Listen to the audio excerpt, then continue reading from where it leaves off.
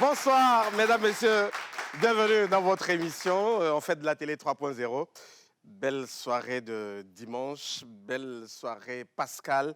Merci pour votre fidélité. Voilà, installez-vous. Et toujours à mes côtés, voilà, la charmante équipe. Luc, bonsoir. Bonsoir Magloire. Miss Gaëlle, bonsoir. Bonsoir. Bonsoir Armel. Bonsoir Magloire. Vous allez bien? Très bien. Et dans cette émission, nous aurons deux sujets. D'abord, le premier, on va parler de ces arbres aux abords de nos routes.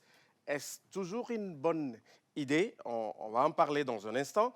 Et les enfants ont-ils leur place au feu tricolore? On en parle également dans un court instant dans cette émission. Et l'invité sur le fauteuil rouge, avec lui, nous allons mieux comprendre l'inflation qui a pris en otage l'économie nationale depuis quelques semaines et voir également les pistes de solutions pour s'en sortir. Nous aurons également à échanger avec lui sur les astuces pour réussir en entrepreneuriat. Eh bien, avec nous sur ce plateau, M. Yiva Badou. Il est le vice-président du Conseil national du patronat togolais et président du syndicat des commerçants et importateurs et exportateurs du Togo.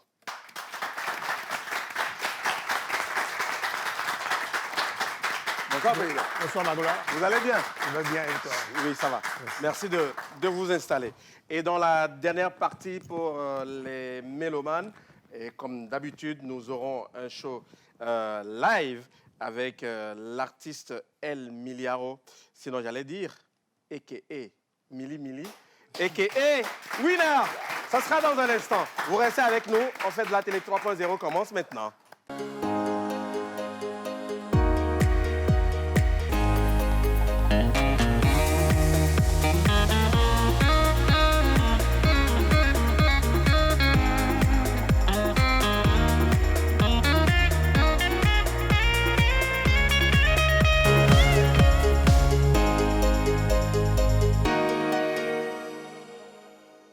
Voilà, merci beaucoup. Et bonne fête à tous. Luc, Oui. bonsoir. Bonsoir Magloire. Ça va? Ça va? Bien fêté? On va grâce à continuer Dieu. la fête après l'émission. on continue après l'émission. Voilà. Sur ton invitation, bien sûr. Bon, il n'y a pas de... Non, on a quelqu'un de bien placé pour assurer la troisième mi-temps. Ah ben donc il y a là, pas c'est de bien. souci. Il faut juste suivre mon regard. Voilà. Le message est passé, je crois. Oui. OK. Miss Gaëlle, ça va? Je vais très bien, madame. D'accord, très bien. Et Armel? Super bien. J'espère que la fête de la Pâque Hein? a été la Pâque. Hein? J'espère que ça s'est bien passé. Oui, tranquille. Et que demain, on va continuer puisque c'est lundi de Pâques Oui, et que c'est férié. Oui. C'est vraiment le lundi qu'on fête. Hein? Généralement. Oui. Très bien. Et tranquillement. Très bien. Monsieur Yiva Badou, je rappelle, vous êtes le vice-président. Vous êtes vice-président du Conseil national du patronat togolais et président du syndicat des commerçants, importateurs et exportateurs du Togo. Merci d'avoir accepté notre invitation. Je vous en prie, merci Magloire de m'avoir invité. La fête a été, elle doit aussi bien continuer demain. Oui, tranquillement. Très bien. Voilà. On démarre, les amis, et comme toujours, Oui. avec le tout premier sujet. Et les arbres que nous voyons aux abords de nos routes sont toujours, en tout cas, une bonne idée. Est-ce qu'on doit toujours continuer par les planter aux abords de nos routes? Et d'abord, on a fait un constat, on regarde cet élément signé Samuel et puis on revient pour en parler.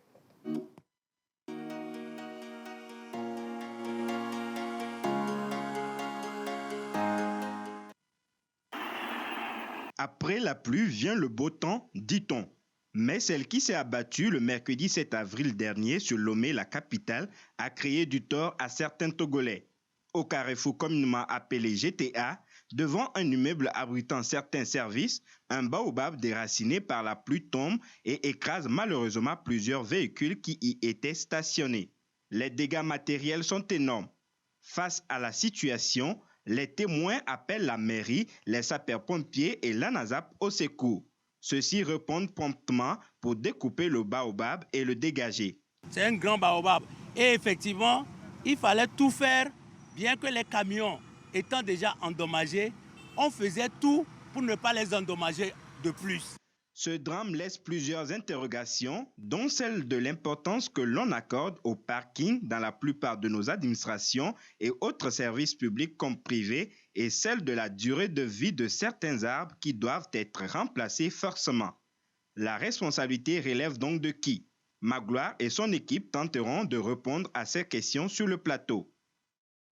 À qui la responsabilité? Bon, peut-être avant, comment vous avez réagi après avoir eu cette information? Moi, je crois que ça reste toujours triste. Avant de situer les responsabilités, c'est une triste nouvelle parce qu'il y a des dégâts à déplorer. Quelqu'un qui vient garer sa voiture tranquillement, peut-être pour aller se faire servir aux alentours et revient à cause de la pluie, l'arbre tombe et puis sa voiture part en cacahuète. C'est un peu triste parce que là, il faut carrément acheter une nouvelle voiture ou engager des dépenses qu'on n'avait pas prévues pour la réparer. C'est très triste. Maintenant, par rapport aux responsabilités, sauf si mes collègues veulent intervenir avant. Peut-être avant, oui. Voilà. Ça reste quand même une triste nouvelle, surtout pour les propriétaires de ces véhicules. Très triste et c'est hyper choquant parce que c'est un problème qui est très récurrent. Cet arbre qui est tombé, c'est pas un cas isolé. Ça arrive très souvent, notamment sur la route de l'aéroport. Les arbres tombent très régulièrement quand il pleut. Donc, et pas très loin de là, je crois l'année dernière, après une pluie, il y a un qui s'était aussi renversé sur la voie. La route, c'est ça, oui, exactement. Devant l'ambassade des États-Unis. C'est exactement ça. Et donc, ce n'est pas un problème qui date d'aujourd'hui. Donc, la question se pose, pourquoi les arbres continuent de tomber comme ça? Pourquoi rien n'est fait par nos mairies pour éviter justement que ces arbres-là tombent? Parce que on entrera dans les détails plus tard pour savoir ce cas-là exactement, à qui revient la responsabilité. Mais les arbres au bord de nos routes comme ça, c'est la responsabilité de la mairie. Ils ont quand même leur importance. Et ils ont leur importance. Aujourd'hui, on ne doit pas se demander s'il faut les planter ou pas, non. Parce que vu les enjeux environnementaux aujourd'hui, c'est primordial de planter des arbres et d'en avoir plein.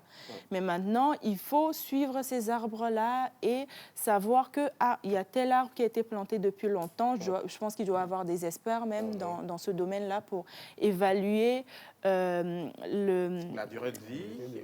Oui, et puis la résistance de l'arbre et le couper avant qu'il ne tombe et ne fasse des blessés et ne cause des dégâts comme ça. Armel. Je pense qu'on doit d'abord se réjouir du fait qu'il n'y a pas eu de perte en vie humaine. Maintenant, quant aux responsabilités, je pense qu'on va plancher là-dessus bientôt. Allons-y. Mais avant, j'aimerais juste appeler tout et chacun. On est en saison pluvieuse, à plus de vigilance par rapport à cette... généralement, quand il pleut, on court s'abriter sous les arbres. Et quand on sait que les arbres attirent beaucoup plus la foudre ou bien l'éclair, donc c'est un peu dangereux. D'un autre cas, on ne peut pas se passer de planter des arbres, surtout en pleine ville où en plein midi il y a la chaleur et on n'a pas d'espace vert. Donc ces arbres aussi ont leur rôle à jouer. Mais quitte à décider à comment les planter, où les planter, comment les entretenir, quand les entretenir, et ainsi de suite. Mais par rapport aux responsabilités, je pense que ce cas précis s'est passé dans un endroit, je peux dire, un peu administratif où il y a beaucoup de bureaux. Donc, il faut peut-être plancher sur le fait qu'il faut prévoir des parkings adaptés à chaque structure et assez suffisants pour pouvoir contenir toutes les voitures. Parce que je pense que ces personnes qui gardent dehors, c'est parce que le parking intérieur est plein. Quand on suit toute la voie en allant jusqu'au campus, je pense que c'est toujours plein de voitures et que c'est très, très, très proche de la voie principale. Et ça peut être dangereux aussi. Je pense même que c'est l'occasion, je vais rebondir là-dessus, parce qu'il y a beaucoup et aujourd'hui où tu vas pour te faire servir et il n'y a pas de parking. Donc, en fait, tu t'arranges pour garer au bord de la route. Et au bord de la route, même comme ça, un malheur peut arriver. Donc, c'est aussi la responsabilité des sociétés, quand vous ouvrez vos sociétés, de prévoir des parkings, parce que les personnes qui viennent garer... Capables de pouvoir contenir... De pouvoir contenir les personnes qui viennent. Et puis, bon, quand on vient dans un endroit et que le parking est plein, il faut considérer que c'est comme si on allait à un concert et qu'il n'y avait plus de place de concert, donc on rentre chez soi. Comme ça, dans ce cas-là, On s'assoit dans les escaliers. non, comme ça, dans ce cas-là, parce que les entreprises, ils veulent servir un maximum de personnes. S'ils se rendent compte que les personnes partent justement parce qu'il n'y a pas de parking, peut-être qu'ils prendront cette question-là plus au sérieux. Oui. Parce Très qu'une voiture, ça coûte cher aujourd'hui. Oui, donc. clairement. Luc? Oui, je dis toujours que la responsabilité est partagée parce que c'est vrai, comme Gaël vient de le souligner, en tant qu'entreprise, vous créez votre structure, vous devez prévoir des places de parking. Grosse entreprise ou petite entreprise, vous devez avoir des visions. Pas un parking qui va recevoir 3 ou 4 voitures et puis c'est plein, non. Mais vous créez votre entreprise pour recevoir le maximum de personnes possible. Alors, vous prévoyez un parking qui peut recevoir vos clients. Dans ce cas express où on a eu beaucoup de dégâts, je me dis la responsabilité plutôt incombe aussi aux conducteurs, aux usagers. Aujourd'hui, on ne peut plus garer sa voiture sous les arbres. C'est vrai qu'on a cette culture-là, mais ce n'est pas bien. Garer son engin sous un arbre, ce n'est pas bien. Parce que même s'il n'y avait pas la pluie, il peut y avoir du vent et quelques branches vont se déraciner ou je ne sais pas trop, vont se couper et puis tout de suite ça tombe sur la voiture. Si c'est sous un manguier, ça peut être des noix, oui, ça peut être si des c'est fruits sous un pour manguier, et casser tout ça, votre il pare-brise. peut y avoir des dégâts. Donc il y a certaines personnes qui prévoient carrément des trucs qui leur permettent de recouvrir leur voiture au cas où ils garent sous le soleil. Donc il faut être prévoyant et éviter de garer les engins sous les arbres. Très bien. Maintenant, la mairie aussi doit trouver les moyens pour souvent contrôler ces arbres-là qui sont aux abords de nos voies publiques ou carrément créer des parkings publics. Parce que quand nous prenons la zone de GTA, c'est une zone qui concentre beaucoup de services. Tout à fait. Pourquoi ne pas aller à la création des parkings publics où oui. les gens viennent payer Retrouver une des maudite espaces, somme, oui. voilà, ils trouvent de l'espace, payer une maudite somme et avoir la possibilité de garer sa voiture ou son engin en toute sécurité. Très bien. Monsieur Badou, votre avis sur ce sujet? Je ne m'étais pas préparé, mais Oui. bon, quand je vois les intervenants où ils parlent de la responsabilité des entreprises, je saute un peu parce que, vous voyez, le parking n'est pas de la responsabilité forcément de l'entreprise ou de l'entrepreneur. Quand vous allez en Europe, il n'y a pas de parking. C'est au bord des routes qu'on délimite les points ou de stationnement. On n'a pas besoin forcément de créer un parking. Il y a les parkings pour les directeurs généraux, les grands responsables de l'entreprise.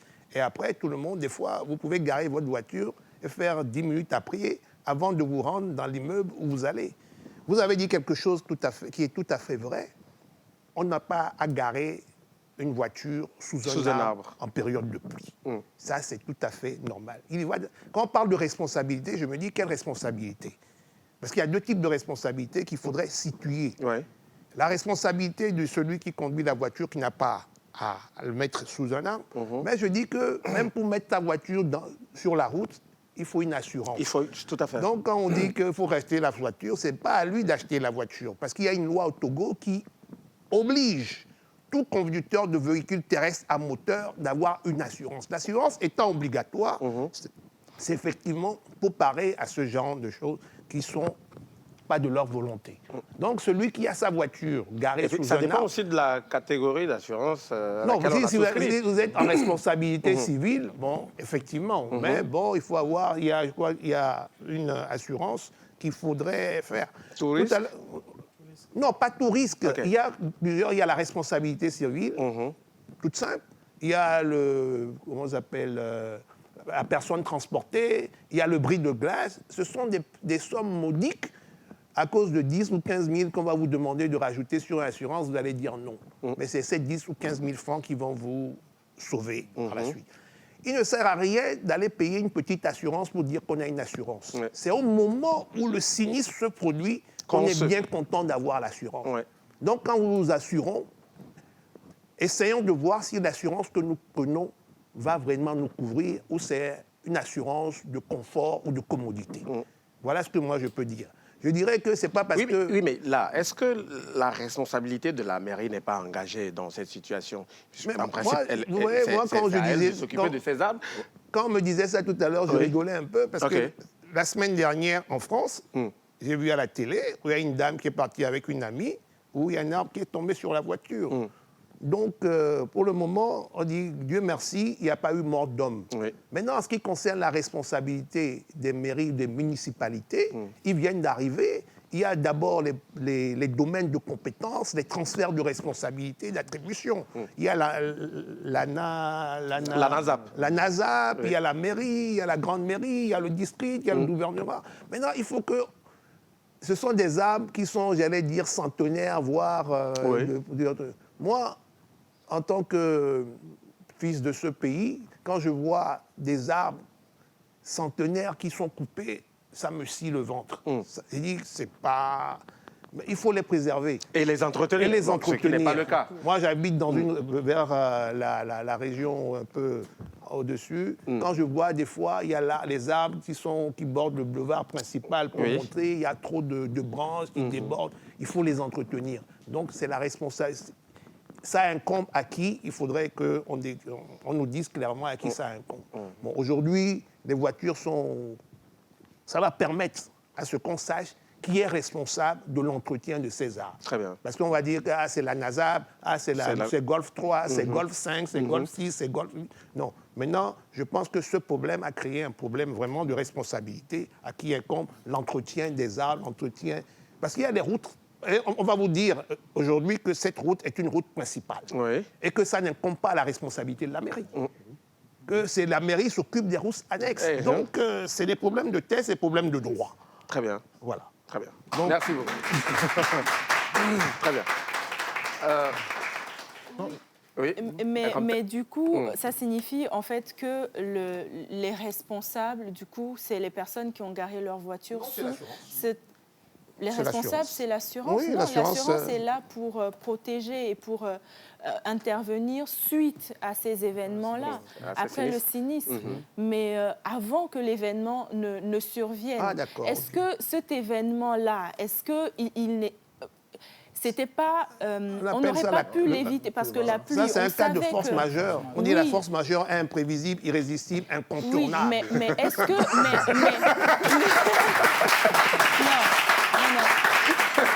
Est-ce que cet événement était justement imprévisible? Bien sûr. À cette question, moi, je réponds par la négative parce que ce n'est pas la première fois que ça arrive. Et cette pluie, on savait qu'il y aurait la pluie. Et ça fait un moment déjà que les arbres tombent. C'est déjà arrivé. Voilà. Moi, j'habitais dans la zone de l'aéroport. Attendez, combien d'accidents de circulation il y a dans la... Malheureusement, où il y a des morts. Est-ce que c'est pour ça qu'on interdit l'utilisation des véhicules? Très bien. Non, c'est pas parce qu'il y a un arbre qui est tombé une fois, 2 fois, 3 fois, qu'on doit prévoir que tous les arbres vont tomber. Je suis d'accord avec vous qu'on peut éviter. On doit éviter ce genre de trucs. C'est pour ça qu'on appelle ça un accident. C'est un accident, c'est quelque chose que tu n'as pas prévu et qui arrive. Moi, c'est ça. Mais je ne dis pas qu'il y a des gens ou des responsables de ces arbres, il faut les déterminer. Et je vous dis que la détermination de la responsabilité ne sera pas simple. Parce qu'on a une route nationale. Le maire va dire non, moi je me coupe des routes accessoires ou des routes de ma municipalité. Ça, c'est une route nationale. Bon, on ne va pas rentrer dans ça, mais aujourd'hui, c'est quand même dommage qu'il y ait ça. Et il faudrait qu'on y fasse attention, on y fasse garde pour que ça ne se reproduise pas comme ça. Plus, voilà. Et je vous disais tout à l'heure, il y avait quelqu'un qui disait que les routiers sont sympas. Il y avait une émission en France, il disait que les routiers sont sympas. Mais on dit, mais quand même, ils font 20 000 morts tous les jours sur les routes de France. Bon, voilà un cas où il y a un arbre qui est tombé sur un véhicule. C'est pas pour ça qu'on doit couper tous les arbres dans la ville. On l'a dit, les arbres, ils ont leur importance. Il faut... De ce débat, on doit retenir deux choses. En tant qu'usager ou en tant que propriétaire d'engins, on doit être très prudent. Garer sous les arbres, ce n'est pas vraiment bien. Ça ne nous rend pas vraiment service. Oui, ça se comprend. Elle est à la recherche de l'ombre pour que quand vous revenez, il n'y ait pas une température de 55 degrés dans votre voiture. C'est ça le gros problème. Oui, c'est là Mais où nous sommes dans un pays chaud. c'est là où il faut être très prudent. Je crois que les Oui. personnes qui ont eu des dégâts sur leur voiture auraient préféré avoir la chaleur dans la voiture que d'avoir leur véhicule caillassé. Et au-delà de ça, il y a l'autre problème ou l'autre point qui a été soulevé, c'est l'assurance. C'est Faut vous là où assurer. ça nous montre l'importance d'être assuré. Voilà. Et à quoi souscrire, justement. Voilà, il Je faut- rajouterais Oui. qu'il va falloir que les responsables de ces arbres-là prennent leurs responsabilités et qu'il y ait une... Non, parce que quand quelque chose peut être évité, il faut absolument qu'on l'évite. Et il faut que tous les moyens soient mis en œuvre pour étudier. Je ne sais pas quelles études doivent être faites pour aller voir les arbres qui arborent nos routes, lesquels doivent être coupés, enlevés et remplacés, parce que sinon ça pourrait mettre la vie des usagers de la route en danger. Il faut qu'on fasse ce travail-là absolument, parce que si un arbre tombe, c'est que ça peut être évité si on prend les précautions en amont. Très bien. Merci beaucoup. On va s'arrêter là, tout près. Voilà. Et on va dire bon courage aux propriétaires de ces véhicules. Et longue vie aux arbres. Oui, et longue vie aussi. Et longue vie aux arbres. Allez, merci beaucoup. Non, merci. On va s'arrêter là. C'est un pour ce bon qui concerne- sujet, parce Oui. qu'au début, on disait les arbres, mais voilà que ça permet une discussion. Un petit témoignage. Ok. Vous remarquez que dans la zone de GTA, souvent, il y a assez de pluie. C'est justement parce qu'il y a assez d'arbres dans ce secteur-là que vous allez constater que tout de suite, il peut y avoir pluie dans la zone de GTA et ne pas avoir pluie. On est d'accord, ailleurs mais il faut à les Lomé. entretenir. Oui, Voilà. oui. Merci Oui, beaucoup. On est d'accord sur ce On point. va passer à... On va sans transition passer à un autre sujet. On va parler de ces enfants que nous retrouvons très souvent au niveau des feux tricolores et qui font souvent semblant de nettoyer les pare-brises de véhicules et juste derrière tendre la main. C'est quoi ce phénomène? Déjà, on suit cet élément signé Samuel et puis on revient pour en parler. Ils sont de plus en plus nombreux aux feux tricolores un peu partout dans la capitale. Ils attendent que ces feux passent au rouge pour se rier très souvent par surprise sur les véhicules en faisant semblant de nettoyer les pare-brises. Juste quelques coups et ils vous tendent la main. Vous pouvez leur refuser le nettoyage, mais ils vous demandent quand même de l'argent. Je vais venir ici pour nettoyer les voitures. Parfois, on demande l'argent. On ne donne pas. C'est nous-mêmes qui viennent ici pour nettoyer. Je viens ici pour nettoyer la voiture. Souvent, quand je sors, c'est moi-même. Quand je nettoie, on me donne de l'argent. Le phénomène prend de l'ampleur. N'est-ce pas là une autre forme de mendicité? Qu'est-ce qui doit être fait? Je vous laisse découvrir les différentes opinions sur le plateau. Eh bien, Luc, ces enfants qu'on vient de voir, ils peuvent avoir quel âge? Est-ce qu'ils ont leur place justement là-bas? Moi, je trouve que ces enfants n'ont pas leur place à nos ronds-points, à nos feux tricolores. Ça soulève deux aspects. Il y a la mendicité et le vol. Parce que ces mêmes enfants que vous voyez, quand c'est le soir et vous ne faites pas attention, tout de suite vous ouvrez légèrement votre vitre par derrière, ils sont en mesure de tendre la main et de prendre ce qu'il y a à prendre dans la voiture. Même devant, prendre votre téléphone. Et disparaître avec. Et moi, je trouve un enfant de 5, 6 ou 7 ans, 8 ans, 10 ans n'a pas sa place là-bas. On vient de le voir dans l'élément. L'autre n'arrive même pas à se prononcer en français. Pourquoi ne pas aller à l'école? Les parents de ces enfants-là sont où? Parce que ces enfants ne dorment pas dans la rue. Ils quittent une maison le matin pour venir rester là-bas. Il y en a qui dorment dans la rue. Hein. Oui, mais ça dit que ces enfants que nous voyons au feu tricolore chaque jour, je crois que beaucoup, en tout cas la majorité, quittent la maison pour venir dans la rue. Les parents sont où? Et je me demande aussi... l'État entre griffes. L'État doit faire quelque chose parce que pourquoi entre griffes? Le phénomène prend de plus en plus d'ampleur et à un rond-point, tu peux dénombrer au moins 5 à 10 enfants qui sont là-bas à demander de l'argent. Qui leur dit que l'engin n'est pas nettoyé à la maison et qu'ils sont obligés de nettoyer l'engin en quelques secondes où le feu rouge est allumé? Non. Un enfant peut être ramassé là-bas aussi. Ça peut causer un accident et perdre la vie là-bas.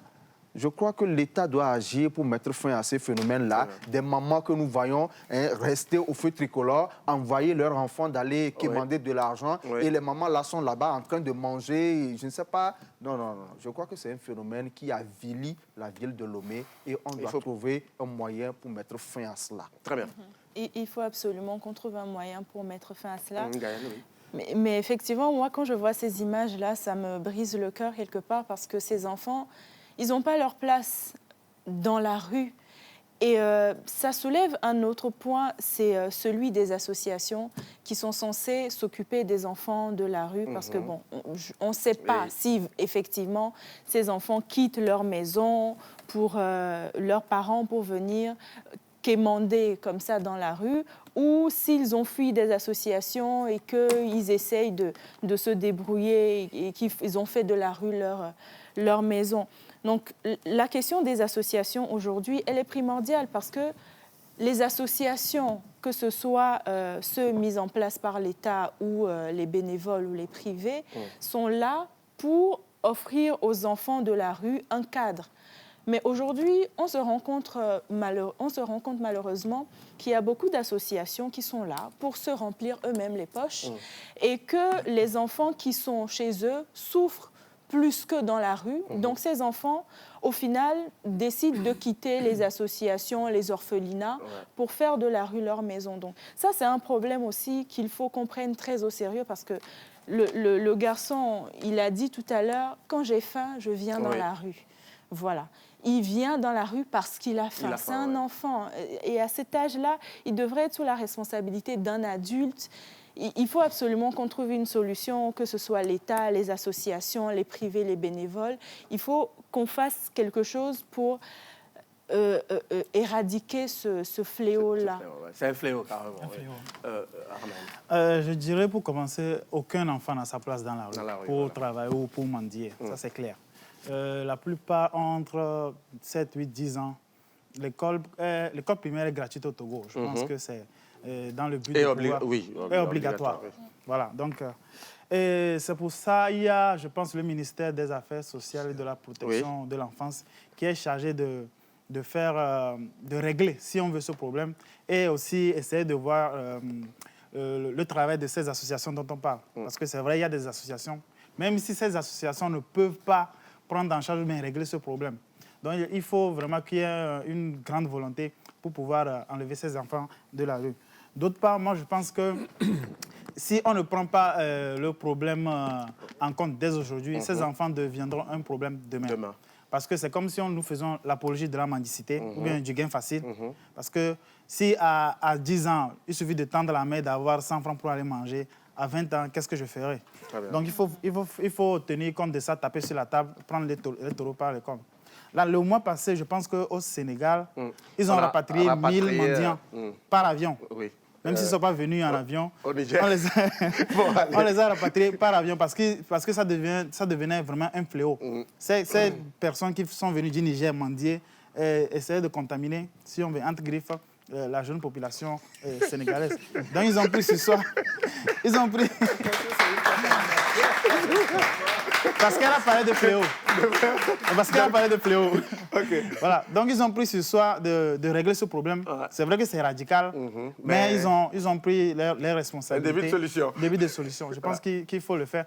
Tous ces enfants-là doivent être mis dans des orphelinats ou dans des associations et les suivre sérieusement. Parce que demain, on risque d'avoir des problèmes plus sérieux que ça. Monsieur Badou, mais je pense vous les avez certainement déjà vus. Ils se sont approchés. Le deuxième sujet que vous évoquez est un sujet qui est très important. Et quand on passe dans la rue de Lomé, on voit ça comme on dit, ça scie le cœur. Un enfant n'a pas sa place dans la rue. Un enfant doit être protégé. L'enfance est un moment important, un moment où on forge sa personnalité. Si vous laissez un enfant dans les rues, il deviendra un enfant de la rue. Et un enfant de la rue, il devient un enfant violent. On voit les choses comme ça, mais dans d'autres pays, je ne vais pas les citer, on appelle les microbes. Ils s'organisent en bandes de criminels. C'est la Côte d'Ivoire?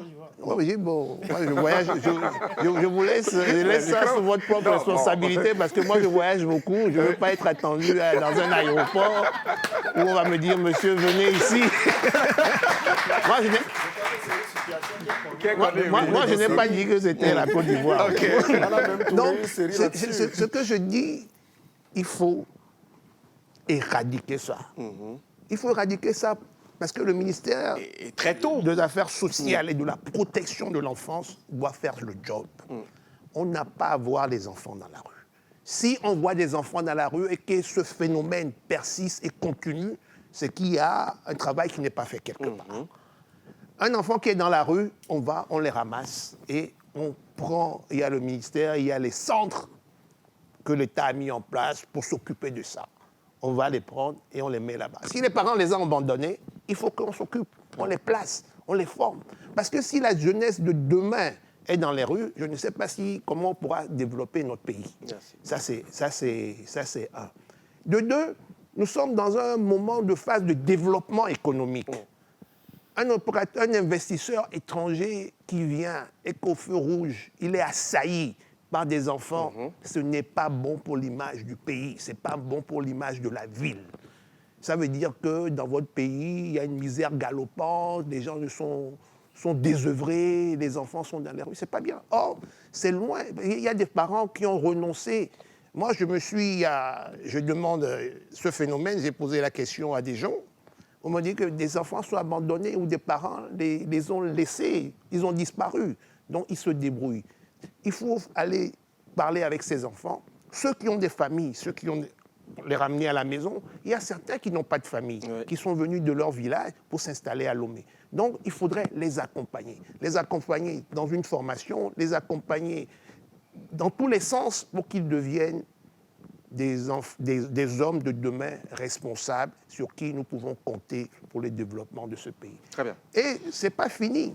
C'est dans ces rues-là que les mouvements djihadistes peuvent aller les pêcher. Parce que l'enfant Ils sont vulnérables.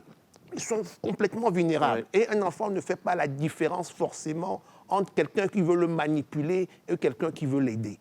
Donc, pour éviter que ces enfants soient transformés en criminels de demain, il faudrait qu'on puisse régler ce problème dès le début. Très bien. Merci. Et justement, faire des enfants, c'est bien, mais s'en occuper, c'est encore mieux. Et vous l'avez dit, je crois que le ministère de l'Action sociale et de la protection de l'enfance est interpellé. Il faut que ce ministère fasse vraiment son travail. Voilà. Merci beaucoup. C'est les deux sujets. On va observer juste une transition et derrière, on va découvrir le kiff. Et voilà. Après le kiff, on dira au revoir à Armel. Le kiff.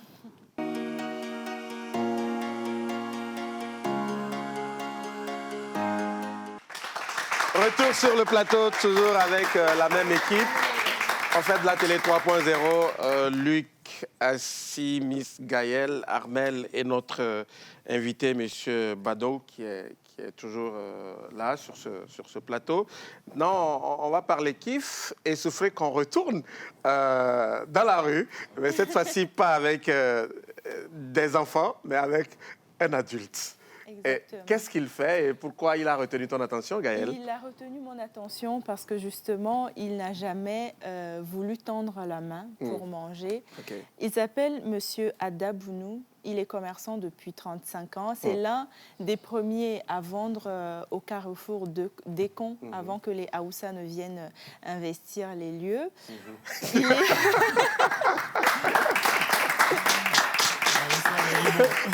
Non, c'est pas péjoratif. Non, c'est juste. Non, c'est juste. Voilà. C'est une réalité. Exactement. C'est une réalité. Constaté. Donc, il est depuis un moment maintenant au carrefour Sounou, au feu rouge Sounou. Il vend des papiers mouchoirs et puis des petits bonbons, voilà, des petits goodies pour les usagers de la route. Et c'est un kiff, un gros kiff sur lui parce que il toute sa vie, il a travaillé, il est vieux, aujourd'hui il est très vieux, mais il continue de faire ce qu'il sait faire parce qu'il dit qu'il ne veut pas tendre la main pour... Il peut avoir quel âge, le monsieur, alors, à peu près? il n'a pas voulu nous dire, Oui. mais à le voir, à le voir, il doit avoir plus de la soixantaine. Oui, Plus de la largement. soixantaine, Oui, largement. Donc, c'est un monsieur qui, normalement, devrait être à la maison, entretenu par ses enfants. Mais il dit non à l'oisiveté. Il ne veut pas rester à la maison à ne rien faire. Et il continue de faire cette activité qu'il a fait toute sa vie. Et c'est ce qui le rend heureux. Donc, c'est un kiff. C'est un kiff. Très bien. OK. Armel? Oui, je pense que ce monsieur est ce qu'on appelle un entrepreneur d'alarme. Parce que c'est quelqu'un qui n'a jamais voulu baisser les bras, qui a persévéré. Et c'est une personne reçue sur laquelle je pense qu'on peut s'appuyer, qui a beaucoup d'expérience à partager et à nous donner conseil à nous jeunes entrepreneurs. OK. Je dirais simplement que c'est un modèle de persévérance, c'est un modèle de ténacité dans ce qu'il fait. Et les jeunes entrepreneurs d'aujourd'hui devraient s'inspirer de ce qu'il fait pour dire on ne doit pas baisser les bras quand on veut entreprendre. On ne doit pas se dire ok, j'ai essayé, ça n'a pas marché, donc je vais baisser. Non, c'est une lutte perpétuelle qu'on doit mener. Le vieux, parfois quand je le rencontre, je n'ai pas envie d'acheter. Mais quand je vois sa personnalité et tout, je dis mais si lui, à son âge, il continue pas à se battre pour, je ne sais pas, ses convictions. Je dois l'encourager, ne serait-ce qu'en achetant un papier au mouchoir ou du chewing-gum. Je dois l'encourager et je dois faire plus. Si un vieux se met dans la rue pour vendre sous le chaud soleil, moi jeune, pourquoi est-ce que je dois me retenir? Je dois aussi me donner à fond au travail pour ne pas vivre ce qu'il vit aujourd'hui. On ne dit pas forcément d'aller vendre dans la rue. Voilà, bien. Voilà. Exactement. Mais je tiens à préciser qu'il aime ce qu'il fait et qu'il n'a pas du tout envie d'attirer la pitié ou quoi, parce que quand on est allé discuter avec lui, on lui a proposé d'aller déjeuner ensemble. Il n'a pas voulu. Il a dit non. Il est là pour vendre ses papiers mouchoirs. Si vous voulez en acheter, tu m'invites à la fin de l'émission? Je dis oui tout de suite. Bon, Monsieur Bado, juste un mot. Non, c'est un monsieur qui est dans le paysage togolais. Presque tout le monde le connaissons.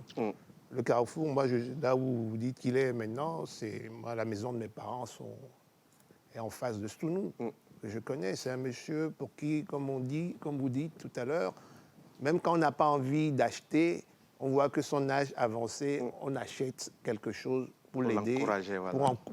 Pas pour l'aider, pour encourager. Voilà le mot juste qu'il faut utiliser. Et ça vous prouve, vous avez dit tout à l'heure que c'est un entrepreneur dans l'âme. Moi, je dirais qu'un entrepreneur ne prend jamais sa retraite. On est là, on travaille jusqu'à la fin. On est là, on travaille jusqu'à la fin. Et je pense que, je lui souhaite beaucoup de santé, parce qu'il faut la santé pour qu'il continue ce qu'il est en train de faire. Et c'est un modèle, c'est une valeur qu'il est en train de montrer. On n'a pas besoin d'être en haut pour essayer de diffuser des valeurs. Pour moi, quelqu'un qui a réussi, ce n'est pas quelqu'un qui a de l'argent. C'est quelqu'un qui a des valeurs. Parce qu'on a tendance à l'oublier, mais c'est ça la chose à faire. Merci beaucoup. Peut-être? Oui, peut-être. Je voudrais juste ajouter, ce qui m'a le plus touché, c'est qu'il dise que c'est ce qu'il aime faire et c'est ce qu'il sait faire le mieux. Donc, c'est pas, pour lui, je pense que ce n'est pas trop une souffrance, mais il est juste dans son élément. C'est ce qui a permis de tenir jusqu'à cet âge. Donc, on doit pouvoir... C'est pas du tout une souffrance pour lui. Non, non, du tout. Mais on doit pouvoir s'inspirer quand même de ce modèle. C'est un modèle. Allez, très bien. Merci beaucoup. C'est un modèle économique qu'il faudrait quand même développer. Oui. Parce qu'à un moment donné, il faut évoluer, progresser dans ce qu'on fait. Voilà. Allez, très bien. C'était le kiff de Gaël. Juste la transition et on revient sur le plateau avec notre invité.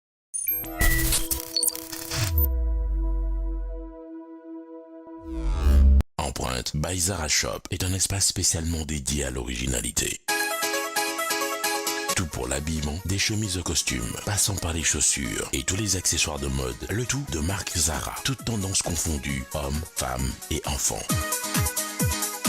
Empreinte by Zara Shop vous accueille dans son cadre réservé uniquement aux habits pour hommes. Vous y trouverez des costumes vestes complets et en demi-saison de marque Del Papo, des chemises café coton et vous n'aurez que l'embarras de choix. Nous mettons à votre disposition des chaussures de différentes marques avec des finitions exceptionnelles, accompagnées de leurs accessoires pour ceux qui veulent de la haute couture. Tout ceci est disponible et à prix imbattable grâce à la marque BCBG Max Azria. Le glamour s'offre à vous, s'exprime avec force et puissance. Zara Lomé, l'empreinte de la différence.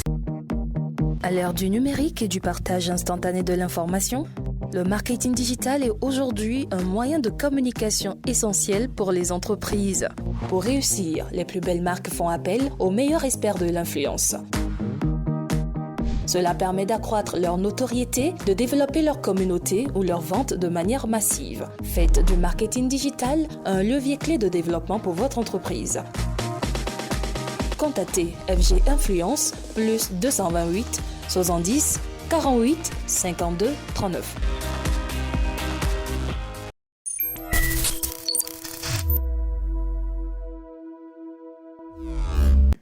Instant invité.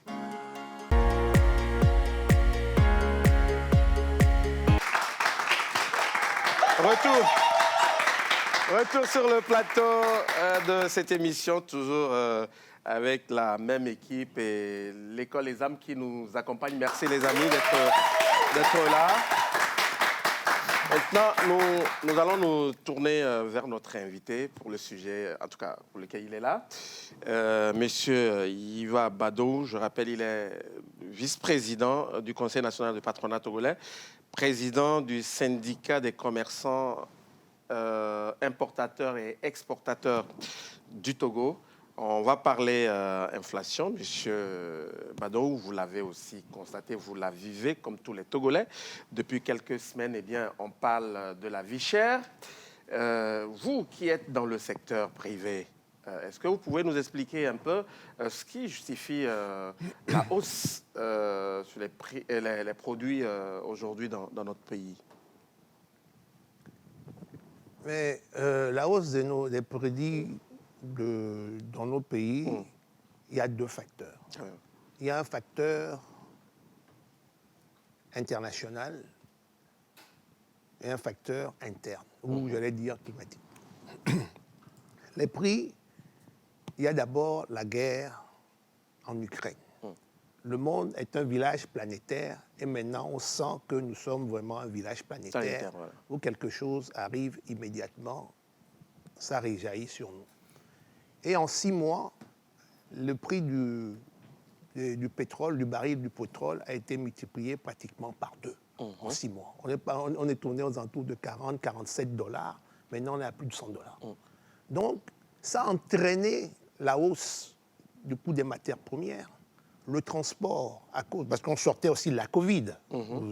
Avec la Covid, les prix du transport ou des conteneurs ont été multipliés par 3, d'autres jusqu'à 4, 5. Les prix du transport ont augmenté. Donc, ça fait que tout a été renchéri. Au niveau national, j'allais dire au niveau endogène, il y a également la pluviométrie. Il n'y a pas eu de pluie sur certains produits. Ça fait que les prix ont explosé. Voilà schématiquement, rapidement, ce que je peux dire sur la hausse des prix. Mais si vous voulez qu'on développe plus tard, on développera. Mais on aura peut-être l'occasion d'en développer. Non, mais si vous voulez, je peux... Largement. Je peux dérouler le tapis. Oui, mais voilà. Aujourd'hui, que faire face donc à cette hausse des prix? Parce que tout a flambé. Hein? Oui, tout a flambé parce que, bon, les matières, les produits de première nécessité, par exemple, ont augmenté. Que ce soit le riz, que ce soit le sucre, que ce soit, je sais pas, l'huile végétale et tout ça, les prix, la farine de blé, tout ça, ça augmente. Mais il y a aussi, il faut faire aussi une transformation interne. C'est quoi la transformation interne? On ne peut pas être là, ne tourner que vers les produits du rente. Nous sommes tournés vers les produits de rente. Il faut revenir. Moi, quand j'étais enfant, on avait dans ce pays, on parlait de la révolution agricole. On parlait de l'autosuffisance alimentaire. Il faut qu'on revienne à ça. On revienne à la culture vivrière également. Parce qu'au même moment, on a une augmentation de la hausse de 30% du soja, mais ce sont les mêmes acteurs qui produisaient un peu les céréales qui se sont retrouvés vers le soja qui est devenu un produit de rente. Donc on a laissé, maintenant on importe ces produits. C'est ça le problème. Il y a l'augmentation aussi du prix des engrais qui a augmenté. Toutes ces choses-là font qu'il faudrait qu'on profite de cette situation pour redynamiser notre agriculture, que ce soit sur le plan, et politiquement, on a besoin de devises pour faire les exportations, pour avoir des devises, mais on peut aller vers une certaine autosuffisance alimentaire. Dans le programme national de développement et dans les objectifs du gouvernement 2025, la feuille de route gouvernementale, il y a tout un programme au niveau de l'aviculture, de l'agriculture, de l'élevage, tout ça. Donc, il faudrait que vraiment on s'y consacre sérieusement. Il y a maintenant plein d'entreprises qui rentrent dans ce secteur pour développer ce secteur. Et puis, nous avons une économie essentiellement agricole, mais nous dépendons de la nature. Quand il y a baisse, et cette année, il y a eu baisse, ou l'année dernière, il y a eu baisse de la pluviométrie, donc ça a une incidence directe sur les récoltes. Voilà un peu les phénomènes endogènes et exogènes.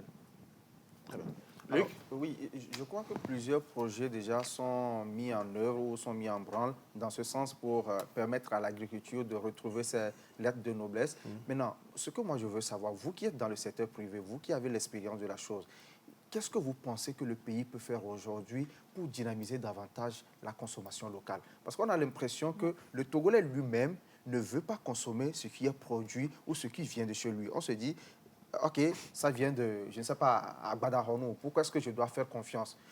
Ce qui fait que parfois, quand les gens produisent, au lieu d'écrire « Made in Togo », ils sont obligés d'écrire « Made in » ailleurs, avant de pouvoir vendre. Made in China, je ne crois pas. J'en ai vu. Aujourd'hui, que faire pour dynamiser la consommation locale? C'est vrai que le ministère a pris des initiatives et autres, mais vous qui êtes dans le domaine, vous préconisez quoi? Vous proposez quoi?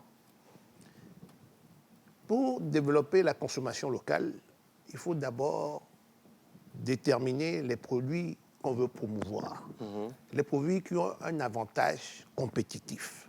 Si vous voulez produire en consommation locale un produit que vous importez à 10 francs, mais que le produit togolais soit à 1000 francs, ce n'est pas faisable.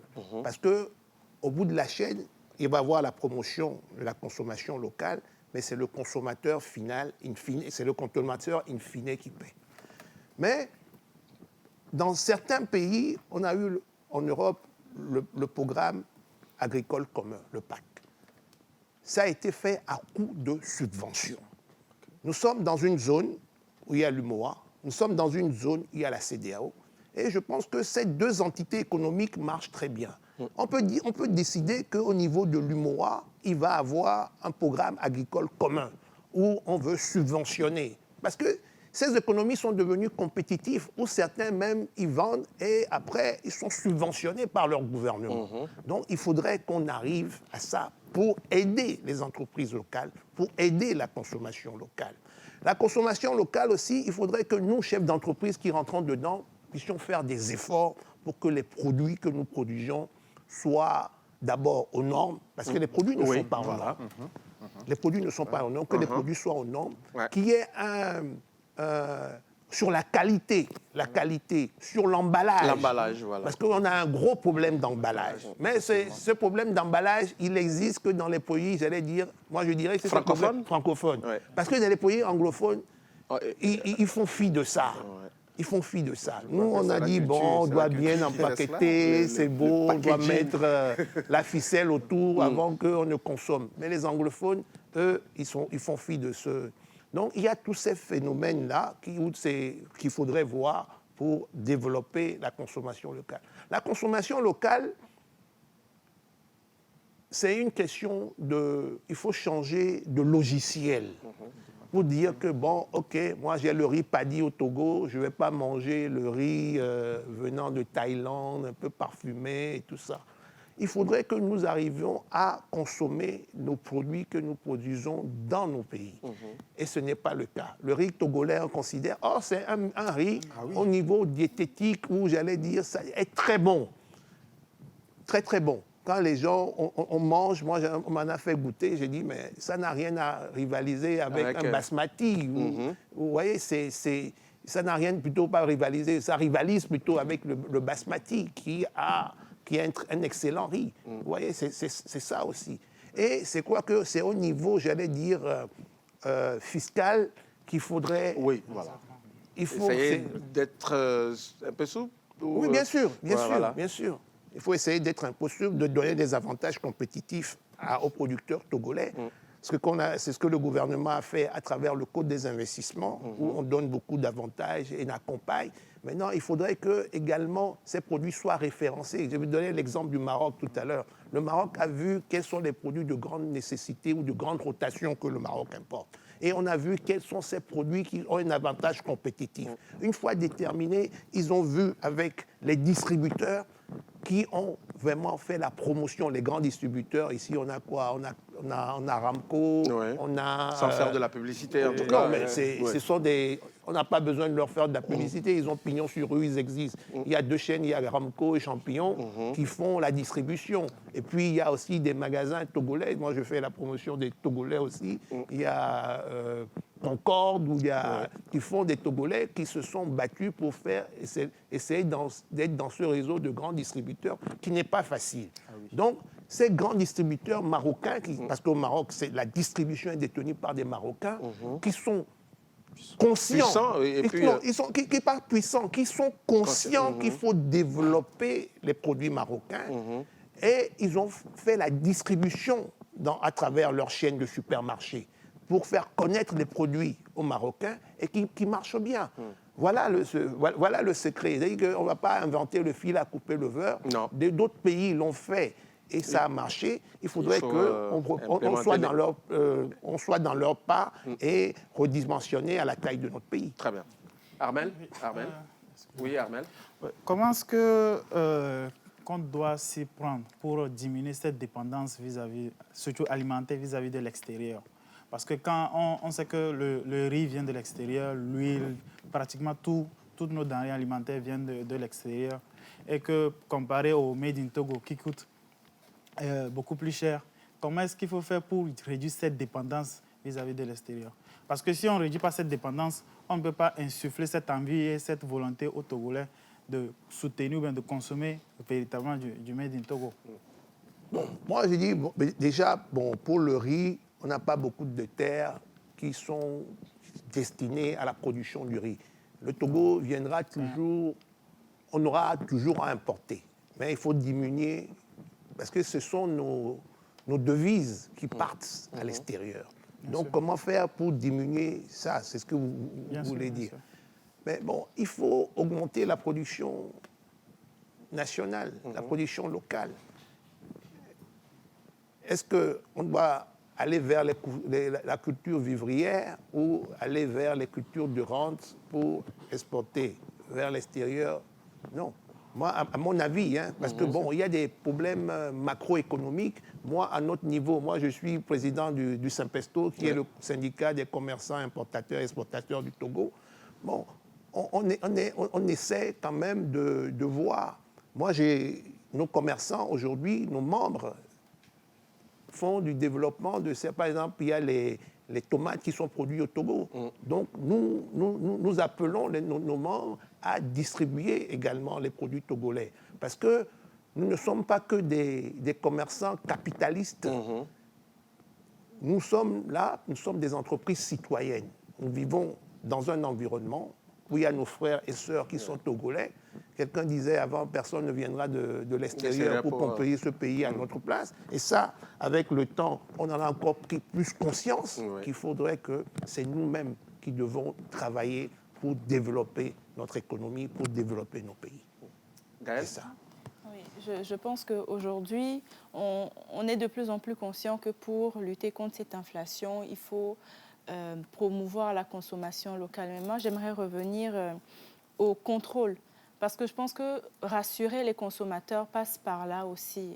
Est-ce qu'aujourd'hui, il y a des normes qui sont connues par les producteurs et quels sont les systèmes qui sont mis en place pour s'assurer que ces normes-là sont respectées? Parce qu'il y a récemment de gros scandales qui ont éclaté à l'international, de gros producteurs qui ne respectaient pas les normes de fabrication et qui donc mettent la vie des consommateurs en danger. Donc ici, qu'est-ce qui est fait pour assurer les consommateurs sur le fait qu'une personne qui fabrique des tomates concentrées, par exemple, respecte les normes et qu'on peut consommer sans craindre pour notre santé? Non seulement il y a des normes nationales, mais il y a des normes au niveau de l'UMOA. Il y a un règlement de l'UMOA qui fixe les normes. Il y a au Togo une direction de l'alimentation, de l'aliment, qui doit veiller à cela. Nous avons des tests. Moi, je suis dans un secteur où, quand j'ai découvert beaucoup de tests, maintenant, il faut les appliquer. Nous avons fait de beaux tests, maintenant, il faut les appliquer. Souvent, l'application pose problème. Ce n'est pas que l'application pose problème, même nous sommes des Africains, on applique aujourd'hui. Nous voyons ça même dans nos sociétés. Hein. Vous êtes un patron, vous avez donné des directives, vous pensez que c'est appliqué, mais c'est quand il y a un problème que vous dites que on a appliqué ça le premier jour, le deuxième jour, le troisième jour, et puis après, ça a disparu. Donc, c'est ça. Donc, il faut que l'application, c'est ce qui fait la différence avec nous et l'Occident. Une fois qu'on a pris les tests, le responsable de l'application du test, il applique jusqu'à ce qu'on sorte de nouveaux tests. Ici, on applique ça, lundi, mardi, pendant cette période, on n'applique plus. Donc, il faudrait que les responsables ou l'administration soient plus vigilantes pour que les tests soient appliqués. Les normes sont là. Vous serez surprise par tout ce qui a été dicté comme norme. Moi-même, j'ai découvert dans un dossier, il n'y a pas longtemps, toutes ces normes. Oui, voilà, on a mis ça en place pour faire même les mesures, le dosage, les ceci. Les gens sont primés même chaque année par rapport à ça. Voilà. Très bien. OK. Voilà. Mais je pense que vous êtes resté sur votre faim. Oui, je suis restée sur ma faim, justement. Parce que ce que je voulais savoir, c'est qu'est-ce qui est fait pour suivre justement ces entrepreneurs et pour s'assurer que les normes sont respectées? Bon, ça c'est... Il faut demander beaucoup plus... Pour qu'ils ne les respectent pas juste 1-2 jours. C'est ça. Non, il faut demander... Bon, ça, il faut demander beaucoup plus à l'administration, mais quand vous êtes une société qui est dans le domaine, j'allais dire, alimentaire, avant même d'ouvrir, il faut une autorisation. Il y a une inspection, il y a une commission qui passe. Dans le domaine alimentaire, en principe, vous avez une autorisation sur un délai d'1 an. Et tous les 6 mois, il y a une inspection. Et quand on rencontre qu'il y a des défaillances, moi je suis dans un domaine où on le fait, il y a une inspection tous les 6 mois. Et quand on rencontre qu'il y a une défaillance, on ne vous amende pas, mais on vous donne un délai pour régulariser. Et une fois que vous n'avez pas régularisé, il y a eu des fermetures Peut-être qu'on ne communique pas beaucoup là-dessus. Ça se fait. Il y a eu des fermetures, des saisies et des destructions. Et au niveau de l'UMOA, il est prévu une autorégulation où vous-même, vous devez, en cas de difficulté, informer l'administration. Il y a une responsabilité pénale. L'UMOA, c'est clair. Et puis au niveau du Togo, il y a des tests, il y a des lois sur le contrôle sanitaire des produits alimentaires, où on fait un contrôle à l'entrée. Un contrôle, si c'est un produit à exporter, on fait un contrôle avec le respect des normes. Mais comme je vous ai dit, il y a les tests, mais il y a l'application des tests. Très bien. Voilà, vous êtes ce qu'on peut appeler les patrons des patrons. Voilà, non, j'ai mon patron qui est là. Non, je vais bien parler du Conseil national du patronat. Et à votre niveau, qu'est-ce que vous apportez à l'économie togolaise? Je prends le patronat fait l'économie togolaise. Nous représentons 24 associations professionnelles de base. Je crois qu'il y a 25. Bon, il y a une qui est en train d'arriver également. Et nous représentons l'intérêt de nos membres et l'intérêt du secteur privé. Et c'est le secteur privé qui est créateur d'emplois, créateur de richesse et de développement. Le gouvernement, nous sommes dans une économie libérale où le gouvernement fixe les règles du marché, fixe les règles de fonctionnement, qui surveillent comment les choses vont se passer et nous, acteurs économiques, nous faisons le job. Voilà ce que je peux dire. Donc, nous travaillons de concert avec le gouvernement pour voir les orientations à donner, les angles de développement. Aujourd'hui, moi je dis qu'au niveau du Togo, le gouvernement a donné des grandes orientations avec le programme national de développement, avec la feuille de route gouvernementale, où nous, en tant que chefs d'entreprise, on se connaît. En tant que chef d'entreprise et investisseur, nous connaissons la volonté gouvernementale, où le gouvernement veut aller et ce que le gouvernement veut faire. Donc il nous appartient maintenant d'accompagner et de prendre les dispositions et investir dans ces secteurs et développer nos activités. Moi, je dis que j'ai beaucoup voyagé, mais depuis 2 ans, je voyage quasiment plus. Et je le dis, je l'avais dit ici dans cette même salle il y a quelque temps, depuis 2018, le Togo est devenu un pays que les gens veulent découvrir. Le Togo est devenu une destination, une terre d'investissement. Le Togo est devenu un oasis dans un environnement où un peu truc, nous sommes un oasis, nous sommes un oasis dans un désert. Non.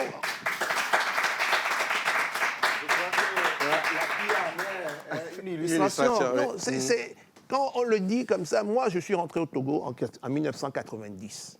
J'ai créé ma société en 1992. Je connais les difficultés que nous avons eues, ce que nous avons traversé. Mais quand je vois aujourd'hui que tous les paramètres sont ouverts pour développer le pays, et vous pouvez le voir, il fut un moment, tous les jeunes, on n'avait plus de jeunes au Togo. Tout le monde était tourné vers l'Europe, les États-Unis. Quand vous avez plus de 15, 16, 17 ans, vous ne pensez qu'à une chose, c'est quitter ce pays. Mais aujourd'hui, au contraire, les Togolais qui sont partis, ils cherchent à venir. Ils construisent à Lomé, ils sont là toutes les vacances, ils veulent voir ce qu'on doit faire ici. C'est une bonne chose. Et quand moi je vois ESAM, tout ce que... Moi, c'est une école que j'apprécie beaucoup. Non, c'est vrai. Non, c'est une école qui forme les dirigeants de demain. C'est une école qui forme la relève. Non, c'est vrai. Moi j'ai eu mon fils, personnellement, j'ai eu mon fils qui a fait... il a fait des études en Europe, en France, une étude de management, de contrôle de gestion. Et il est venu, j'ai dit, il faut faire du droit. Je l'ai envoyé où? Je l'ai envoyé à ESAM. Il a trouvé... il travaille avec moi, mais il est parti quand même à ESAM pour apprendre. Donc, je vois, parce que je voyais ce que le ESAM faisait, et je considère que c'est une mission, parce que je pense que ce n'est pas pour gagner de l'argent que le monsieur le fait, mais il a une volonté. Ce n'est pas un monsieur que je connais, je ne fais pas de la pub pour lui, mais je pense qu'il a une volonté d'aider et d'accompagner la génération togolaise de demain. Et nous avons confiance en vous. Très bien. Parce qu'on lui avait dit même, il faut venir comme ça. Il dit, ouais, moi, ça ne me gêne pas. Il travaillait avec moi, mais les jours où il devait aller, il mettait le costume pour aller. Allez, très bien. Et on va terminer. Puisqu'on va le dire. Vous avez déjà réussi dans l'entrepreneuriat. Vous avez démarré depuis 92 et depuis ça dure. Et ça va encore durer. Réussir, ça veut dire quoi? Réussir? Non. Non, c'est la jeu modeste. C'est la jeu modeste. Vous avez amassé de l'expérience. Oui, d'accord. Si vous avez tenu de 92 à 2021, et il faut voir le... 2022. Excusez-moi. Et le poste que vous occupez aujourd'hui, c'est qu'il y a une grosse expérience derrière. Ouais. Et quel conseil donneriez-vous aux jeunes, ceux qui veulent se lancer dans l'entrepreneuriat, pour mieux réussir? Moi, je dirais aux jeunes, il n'y a pas de secret pour réussir. D'abord, il faut travailler. Travailler. Vous avez dit tout à l'heure, on ne réussit pas sans avoir sué. Il faut, et c'est l'un de vous qui disait tout à l'heure que quand on tombe, il faut se relever. C'est comme le mythe de Sisyphe. Vous allez, quand vous tombez, c'est quand vous ne vous relevez plus que vous êtes tombé. Moi, je dis ça. Il faut avoir du caractère. Il faut être déterminé. Il faut avoir une vision et une ligne que vous devez vous tracer. Moi, je dis que, mais j'ai dit aussi que la réussite, ce n'est pas seulement d'avoir de l'argent. Moi, le monsieur, pour moi, qui est au feu rouge, pour moi, c'est quelqu'un que je respecte parce qu'il a une certaine conviction et une valeur qu'il défend. La valeur du travail, la valeur de l'éthique. Parce que nous oublions quelque chose aussi dans la réussite, il y a l'éthique. Moi, quand j'étais dans un cabinet international, au début, surtout chez les Américains, c'était dans un cabinet anglo-saxon, l'éthique, c'est quelque chose de fondamental dans les affaires. Il ne faut pas vite dire « Ah oui, je vais faire ceci, l'essentiel c'est que j'avance ». Ça vous rattrape toujours. Il faut être correct. Et c'est quand vous êtes correct comme ça que des partenaires vous suivent, et surtout des partenaires financiers. Parce que quand vous discutez avec les banquiers, ils ont peur. Mais quand les banquiers savent que dans les affaires, il y a des hauts, il y a des bas. Mais quand le banquier, votre partenaire, sait que vous êtes quelqu'un de sérieux, il vous suivra toujours pour vous permettre de vous relever quand vous êtes tombé. Moi, c'est ce que je peux dire. La formation est essentielle, c'est ce qui fait la différence et tout. Mais aussi, il y a les études, mais il faudrait également créer des réseaux. Le réseau des anciens élèves de l'ESAM est important.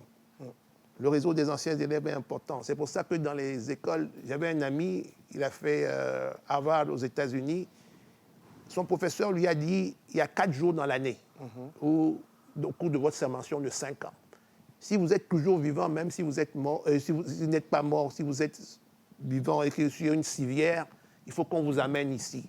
Parce que c'est le jour où les anciens élèves de Harvard viennent pour voir ceux qui sont là.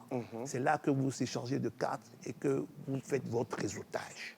Donc, il vous appartient aujourd'hui de dire à vos aînés de venir dans ces écoles. Ils sont aujourd'hui dans des postes de responsabilité dans les sociétés, de vous coacher et de vous accompagner. Mais vous êtes dans une phase, j'allais dire, du pays qui est dans une phase favorable, la bonne fenêtre de tir. Terminez vite. Je pense que vous aurez du boulot. Vous allez créer vos entreprises dans un moment où la terre est fertile. Moi, c'est sur cette note d'espoir que je peux vous dire, il faut y aller, donnez-vous à fond et que la réussite est pas au bout c'est pas au sommet, mais c'est au bout du tunnel. Très bien. Et vous allez vous en sortir. Merci beaucoup. Merci beaucoup à vous, Monsieur Iva Badour, vice-président du Conseil national des patronats togolais. Vous êtes également le président du Sempexto, le syndicat des commerçants, importateurs et exportateurs du Togo. Merci vraiment d'avoir été avec nous, mais vous restez encore quelques minutes. On a du live tout à l'heure. Vous aimez la musique? Ouais, comme tout le monde. Bah oui. Voilà, donc on va découvrir ce jeune artiste togolais dans un court instant. Mais d'abord, cette photo, juste pour rire, on va regarder cette photo et je vais demander à Armel et Luc de me la commenter. On y va.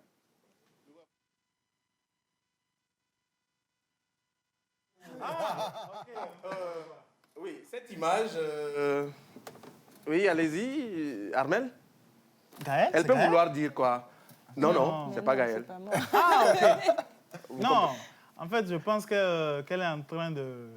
Non, bon, Kill, celui qui est en ligne de l'autre côté, est en train de donner les directives aux Z-Man. Il s'y connaît. L'espérance fait la différence. Non, je suis... Inspiré, illuminé. Bon, Luc. Je pense, Luc. Non, mais au départ, j'ai failli dire que la dame était en train de menacer le Z-Man, mais j'ai compris très vite qu'avec l'expérimenté, que c'est le monsieur au bout du fil qui donne les indications. Non. La maison. Luc est en train de mentir. Il a compris tout de suite. Vous voyez maintenant, monsieur Bado, pourquoi j'ai choisi les deux là pour nous interpréter l'image. Ils sont inspirés. Voilà. Mais lui, c'est un vieux monsieur. Et Armel? Très bien. Merci. Merci beaucoup. Juste derrière Armel, on va recevoir rapidement le représentant, sinon le porte-parole des élèves de l'ESAM, juste pour nous parler un peu de quelques filières de cette école et on va retrouver l'artiste pour le show.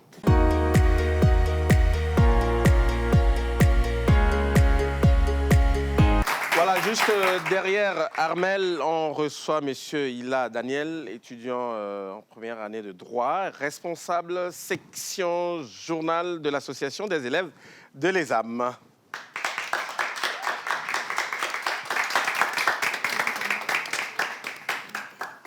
Bonsoir, Monsieur Ila. Bonsoir, Magloire. Vous allez bien? Oui, je vais très bien. Super. Merci d'être là sur ce plateau. Et on va plus... faudrait le rappeler. Pourquoi pas? Non, c'est ESAM, voilà. Non, vous le rappeler. Oui, ESAM. Et vous voulez bien nous parler des filières au niveau de l'ESAM? On va aller vraiment rapidement. Ouais, encore une fois, merci pour l'opportunité. ESAM, c'est l'École supérieure d'audit et de management. C'est situé au niveau de l'avenue Nicolas Gruniski, au niveau de l'ancienne mairie. Nous formons dans 3 domaines essentiels, à savoir l'expertise comptable, que nous faisons avec notre partenaire, le CNAMINTEC, le Conservatoire national des arts et métiers, le droit, avec l'Université Paris 1 Panthéon-Sorbonne, et aussi dans les sciences de gestion. Donc, c'est ce que nous faisons en fait. Très bien. Et présentement, qu'est-ce qui est fait au niveau de l'ESAM? Actuellement, à ESAM, c'est les périodes d'examen. Donc, chacun... vous êtes en période d'examen? Non, on est en train de se préparer pour les Très bien. examens. On fait les révisions. Donc, c'est ce qui nous occupe. Donc, c'est pour cela, d'ailleurs, que nous sommes là, parce que nous ne sommes pas les seuls à parler des examens un peu partout. Le bac 1 va passer tout à l'heure, le probatoire, après le bac, le BPC. Donc, c'est pour cela que nous sommes là, pour dire à nos chers frères, à nos chères sœurs, de vraiment mettre le paquet. Nous sommes dans les derniers instants.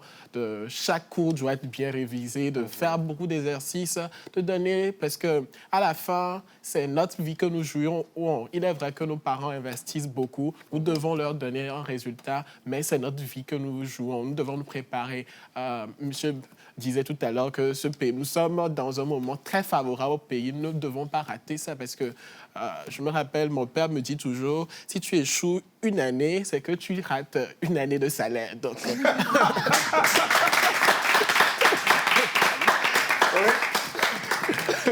Ouais, si tu rates, si tu échoues juste une fois dans ta... C'est pas faux, hein?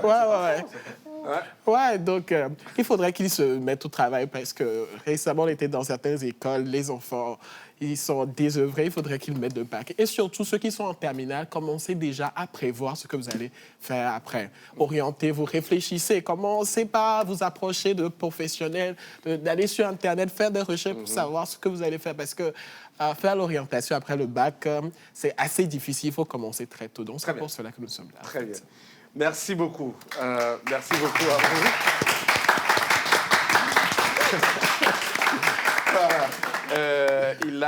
Daniel, merci. On laisse un contact ou c'est bon pour ceux qui veulent avoir des informations par rapport à l'école? Ah ouais. Vous pouvez. Le 92, 63, 88, 32. Ou vous pouvez aller sur le site www.esamecole.fr. Vous pouvez également venir nous rendre visite. Nous sommes juste sur l'avenue Nicolas Gruniski, en face de l'EPP Nicolas, non loin de l'ancienne mairie centrale. Très bien. Merci beaucoup à vous, monsieur Daniel Ila. C'est moi qui vous remercie. Je rappelle, étudiant en première année de droit et responsable section journal de l'association des élèves de l'ESAM. Merci d'être passé sur ce plateau, ça a été un plaisir pour nous. Et juste derrière vous, on va recevoir El Miliaro, artiste hip-hop et rap togolais. Voilà. A.K.A. Mili Mili, on va dire, A.K.A. Winner. Merci beaucoup de l'accueillir.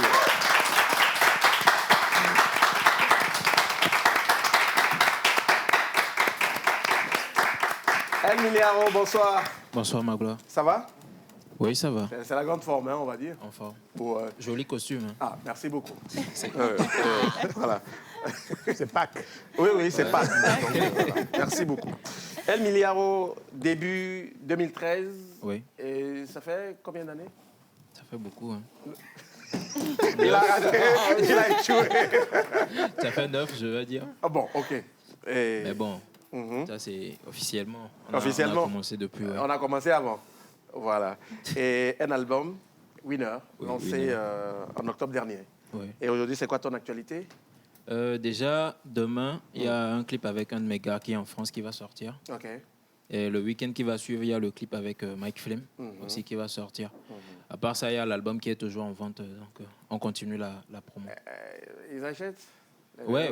Oui, ils demandent. Donc. Non. On achète. On a vendu. Déjà, le jour du lancement, on a vendu presque tous les CD. Ah bon? Ouais. La semaine qui a suivi, on a fait le double. On a encore vendu. Et là, il y a encore les gens qui achètent. Ouais. Ah, le Togolais commence à consommer Togolais. Ouais. Ah, bien, ça me le dit. Allez, ce qu'on va faire, on va passer au live tout à l'heure. D'accord. Ça sera bien naturellement avec l'orchestre Los Amigos. Juste le temps d'ouvrir les panneaux et pour qu'on bascule.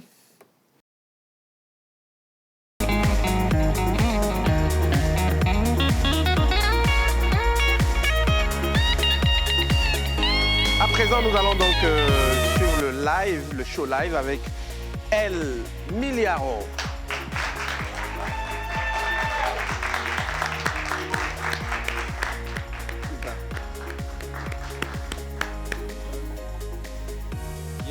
Bonsoir tout le monde. Est-ce que ça va? Est-ce que vous êtes chaud? Yo. Hey. C'est le Mili sur la TVT. On fait de la télé. Un peu d'amour bien. Yo. Ra na na na na. Say na na na na na. Hey. Beautiful girl, you so sexy. Mo wala ti say can't get it. Trust me, baby, no go lie yo. My love for you no go die yo, die yo. Jolie tata, you so sexy.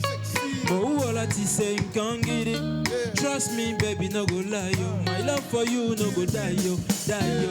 Hey, soro kopiro, kopiti titi. Ma wavundeta oyazi big big big. Otila mami voso ti big big big. That's wahala, yeah. So baby, come closer, come closer.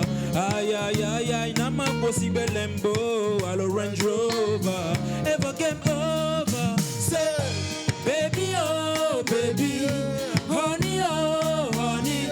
You dey kill me, oh, kill me, eh. Olaba, na, no, yeah. Baby, oh, baby. Honey, oh, honey. You dey kill me, oh, kill me, eh. Olaba, na, no, yeah. Say, dance for me, right, na, na, na, na. Right, na, na, na, na, na. You make me singing, right, ga, ga, ga, ga. Ah, yeah, yeah, yeah, yeah. Talk for me, right, na, na, na, na. Right, na, na, na. You make me singing, right, ga, ga, ga. Ah, yeah. Que ferais-tu si t'étais à ma place?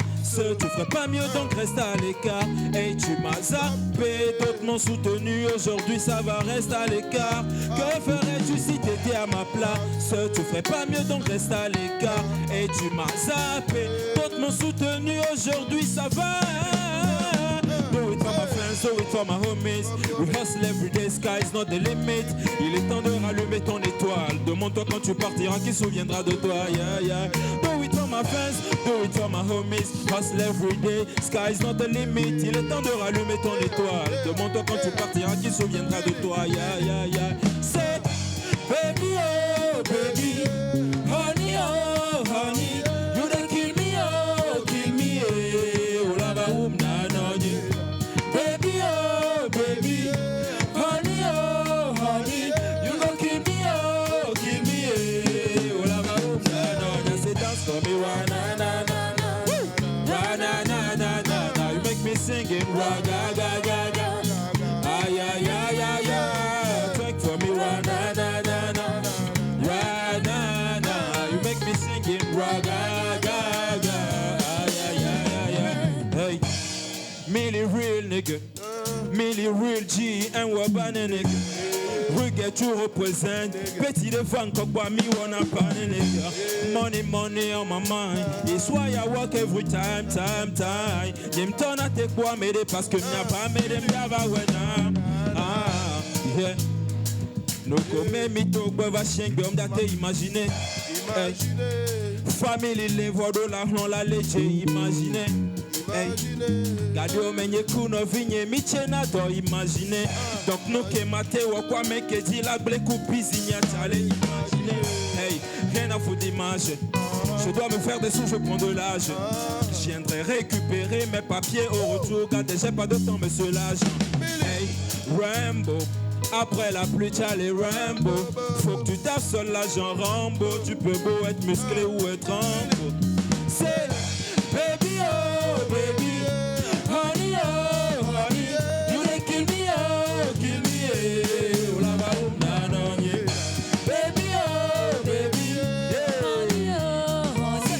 You go kill me, oh la ba na na yeah. Dance for me, na na na na. Na na na na na, you make me singing right na na na na. Ah yeah yeah yeah yeah, take for me right na na na na. Na na na na, you make me singing right yeah yeah yeah. Ah yeah yeah yeah yeah. Hey Magla, na na na na, na na na na na. Hey, say na na na na. Ah yeah yeah yeah yeah.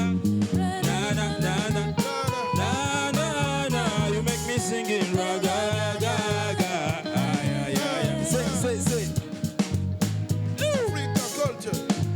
C'est le minimum. C'est beau ça.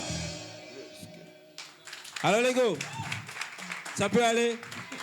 Ça allait me les chanter. Alors les gars, yo Brisky. Le nom de l'album c'est Winner. Et le son qui vient, ça porte le nom de l'album. C'est pour les battants. Peu importe ce qui va se passer, dis-toi que t'es un winner. On est sur la TVT. On fait de la télé. Magla Nyanya assis. Gaël, hey, t'es très jolie ce soir. Alors les gars. Yeah. Yeah. Hey. Enfant béni, un body doudou, la fille qui a mon style. A tigli ni rohwa kwela tenya fille qui bella nous style. A gbe mo fa mu nya ye nam satonya do ma u basime. Thank God for blessing every day. Ye nan ko sinu le afiki anyi gban poule. Obe nou ki avun pe yenye be apadodo. Mukande ke noa di jo nou va ke na godo. Ode alame le mien tio be jamais mi mandwe ki ami le nkono le pia l'auto di la va godo. Je ne vous déteste pas, c'est juste qu'il me préfère illuminer. Normal qu'on réussisse malgré la prière. Bode kake mi jesia, yenyik beto do la yero aso polisa no katabe wala mi jesila. Hey, point levé, dis-toi que t'es un winner, winner, winner, winner, winner. Point levé, dis-toi que t'es un winner. C'est, peu importe ce qui va se passer, dis-toi que t'es un winner, winner, winner, winner. Hey, parce qu'on est des winners. Medem ba fort, medem ba tila de ole man wa dio tap. Bring ba maina o take confort. Banku vide tina no swe vide video te so e hu alo e mon ba titio. So fort. Te pe de cardona di dodo ye be sona fu. O we ye gba we ya so so me jaja foku a job ve do to agbi e glonane. Medem lona ma do paro. So to ba titina ko de jati amane. Hey, ils sont des milliers, je suis seul mais en haut je sais qu'il y a quelqu'un qui me protège. Hey, Seigneur protège tous mes ennemis. Ils doivent rester en vie pour me sommer, alléluia, amen. Hey, ils sont des milliers, je suis seul, mais en haut je sais qu'il y a quelqu'un qui me protège. Hey, Seigneur protège tous mes ennemis, ils doivent rester en vie pour me sommer, alléluia, amen. C'est, point levé, dis-toi que t'es winner, winner, winner, winner, winner. Point levé, dis-toi que t'es un winner, winner, winner, winner. Peu importe ce qui va se passer, dis-toi que t'es un winner, winner, winner. Hey, parce qu'on est des winners, winners, winners. Yeah, ils sont des milliers, je suis seul, mais en haut je sais qu'il y a quelqu'un qui me protège. Hey, Seigneur protège tous mes ennemis, ils doivent rester en vie pour me sommer, alléluia, amen. Hey, ils sont des milliers, je suis seul, mais en haut je sais qu'il y a quelqu'un qui me protège. Hey, Seigneur protège tous mes ennemis, ils doivent rester en vie pour me sommer, alléluia, amen. Hey, point levé, dis-toi que t'es un winner.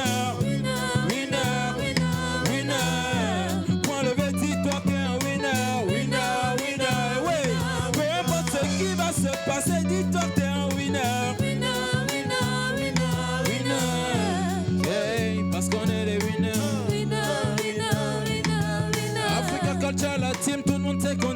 winner. Ma gloire gna et ouais, t'es un winner. Tu kiffes la musique togolaise, c'est que t'es un winner.